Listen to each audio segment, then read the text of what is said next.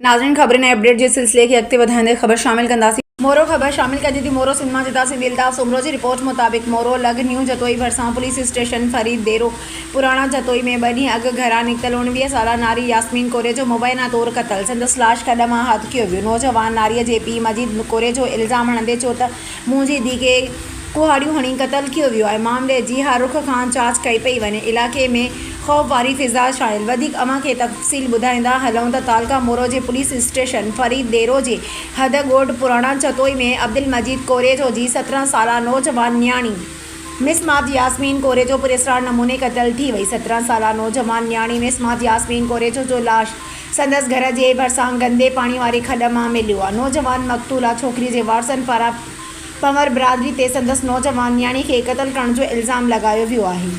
यास्मीन घणी उम्र अथसि? 17 साल। 17 साल। ही रात निकती घरां या कल रात? कल रात। कल रात निकती? कल रात।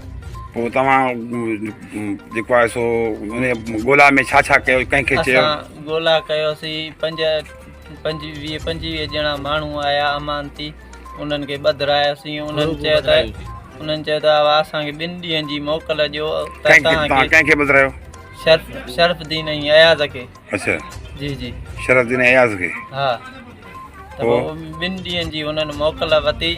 पोइ असां उन्हनि खे राति छॾायोसीं। चवनि त 2 ॾींहंनि खां पोइ तव्हांखे असां बांह ॾींदासीं, पर बांह कान मिली, इहो लाश मिलियो आहे। अच्छा, 2 ॾींहं जो तव्हां खां माना टाइम वठी ऐं तव्हांखे जेको आहे सो छोकिरी जे बजाए तव्हांखे लाश जे सूरत में जेको आहे तव्हांखे ही जेका आहे सा लाश मिलियो आहे। जी जी। ऐं पुलिस जो केतिरे रोल आहे हिन में? पुलिस छा पई करे? इहो आहे जो माना 2 ॾींहंनि में जेकॾहिं पुलिस खे मालिक खे बांह नथी मिले त वरी बि साॻाई हरमा वरी बि साॻाई थाणे ते SP वटि पेश करणा।